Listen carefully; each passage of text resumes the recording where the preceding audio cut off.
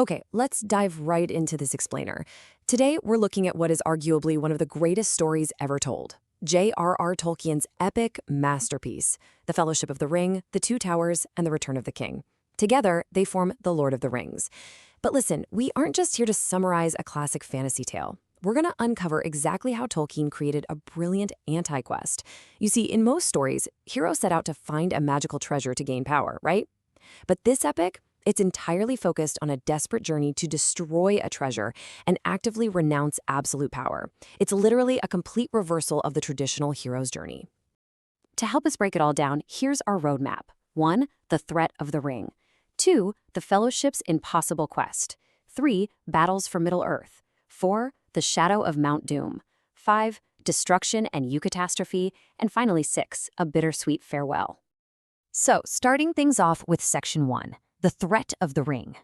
Under the incredibly deceptive disguise of Anatar, the Lord of Gifts, the Dark Lord Sauron helped elven smiths forge these powerful rings as a sort of political and magical system. The goal? To unify all of Middle-earth under one single will. 3 were made for the elven kings, 7 for the dwarf lords, and 9 for mortal men. But here's the catch. Sauron secretly forged a master ring in the fires of Mount Doom to govern and completely enslave all the others. Now, a really crucial point to understand is that the One Ring isn't just some magic battery that runs down when you use it. No, it is a living, breathing connection between Sauron and the physical world. Sauron was essentially an angelic being, and to create an object capable of mastering the other rings, he actually had to pour a substantial portion of his own inner being, his very spirit, into this piece of gold. He basically traded permanence of self for functional reach, meaning as long as the ring existed, Sauron could never truly be destroyed. And tracing the history of the ring across thousands of years is wild, because it shows how it betrayed and twisted literally every single person who carried it. From the great human king Isildur, who refused to destroy it and was ultimately killed, to the creature Gollum, who straight up murdered his friend to get it, it was completely lost to history until it landed in the hands of Bilbo Baggins and eventually his nephew, Frodo Baggins. Frodo is the most unlikely of heroes, right? A humble, unassuming hobbit, a far cry from the great kings and warriors of the past. Yet, this inheritance brings the ultimate threat right to the peaceful doorstep of the Shire. Which brings us to Section 2, the Fellowship's impossible quest. So, how exactly does the ring corrupt people? Well, it operates on 3 distinct rules: native power, desire for rule, and duration of possession. This explains exactly why incredibly powerful beings like the wizard Gandalf and the elven queen Galadriel absolutely refuse to take it. They know that because of their immense native power and their deep desire to do good, the ring would inevitably twist their good intentions into a terrifying, tyrannical rule. It tempts you based on your own ambition. And this is exactly why Frodo, a humble hobbit with zero desire for power, is uniquely suited to bear it. To get this thing to Mordor, a fellowship of 9 companions is formed at the secret council of Elrond in Rivendell. This group represents the free peoples of Middle-earth.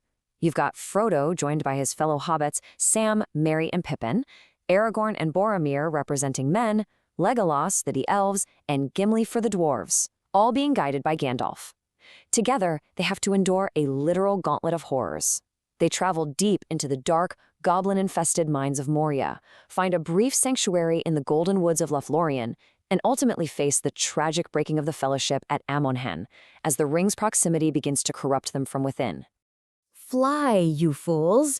This iconic and just absolutely heartbreaking command is delivered right before Gandalf sacrifices himself in the mines of Moria to stop a demonic Balrog, a terrifying creature of shadow and flame.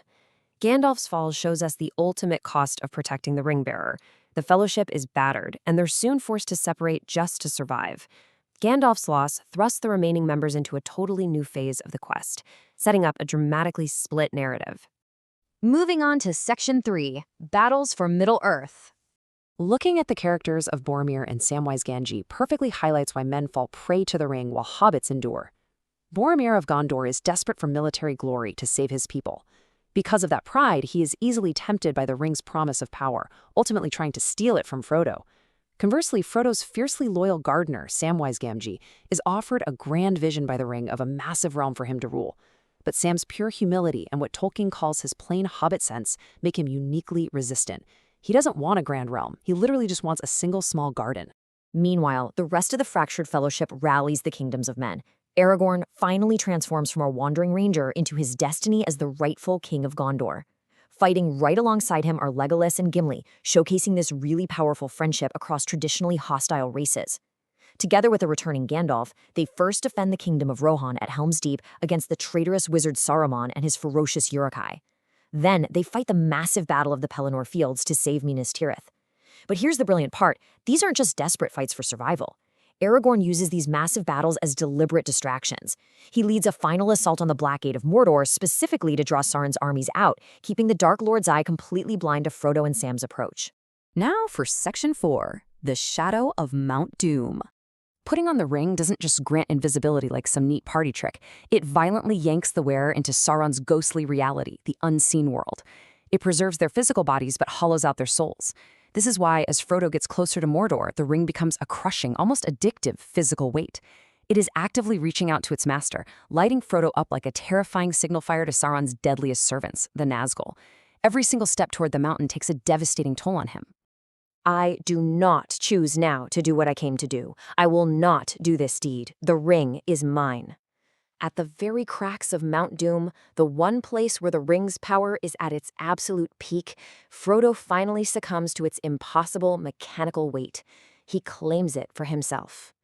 Now, this isn't a moral failure on Frodo's part. Tolkien himself noted that the pressure was simply impossible for anyone to resist at that final moment. But it marks a moment of absolute tragic failure. Sheer willpower and strength simply weren't enough.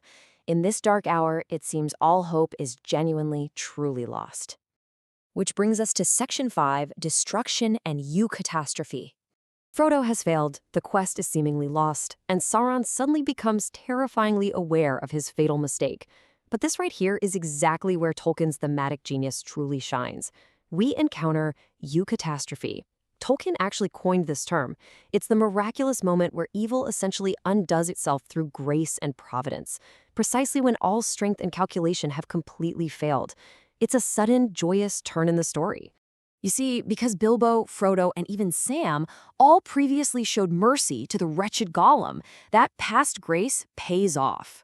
When Frodo claims the ring and puts it on, a desperate Gollum attacks him, violently biting off his finger to reclaim his precious.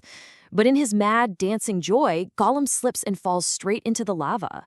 The ring melts, the bond breaks, and Sauron is destroyed forever. Think about that. The ultimate ring of pure domination is completely undone by the one thing its architecture couldn't possibly account for: mercy. And finally, Section 6, A Bittersweet Farewell. The war is won, and the surviving members of the Fellowship find their fates. Aragorn is rightfully crowned King Elisar of the reunited kingdom, and he marries his elven love Arwen. Samwise returns to the Shire, marries Rosie, starts a family, and even becomes mayor. Merry and Pippin grow to become great, respected leaders of their people. But Frodo? Having borne the ultimate burden, he is permanently scarred by his physical wounds and the deep, lingering trauma of the ring. To truly grasp the long-term impacts of this victory, we can just look at the number 210.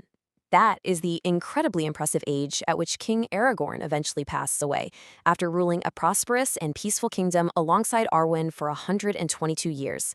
His lineage endures, permanently solidifying the victory of men in Middle-earth.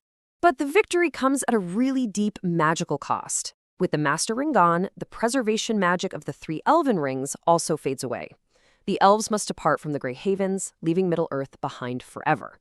And they take with them the remaining ring-bearers, including Gandalf, Bilbo, and a deeply weary Frodo, who simply can no longer find peace in the world he sacrificed everything to save. They sail across the sea to a peaceful retirement in the Undying Lands. It is an incredibly beautiful but deeply sorrowful end to the innocence of Middle-earth. This leaves us with a profound thought to end on. The greatest fantasy epic ever told isn't a victory of sheer strength, or powerful wizards, or great sweeping armies. It is a triumph of mercy, deep friendship, and the unimaginable courage of the humble. Sauron built a literal perfect machine for dominating the world, but it was destroyed by the small kindnesses of small people. So I leave you with this. If ultimate evil couldn't be destroyed by absolute power, but only by a gardener's loyalty and a fleeting moment of pity, what does that tell us about the battles we fight in our own lives?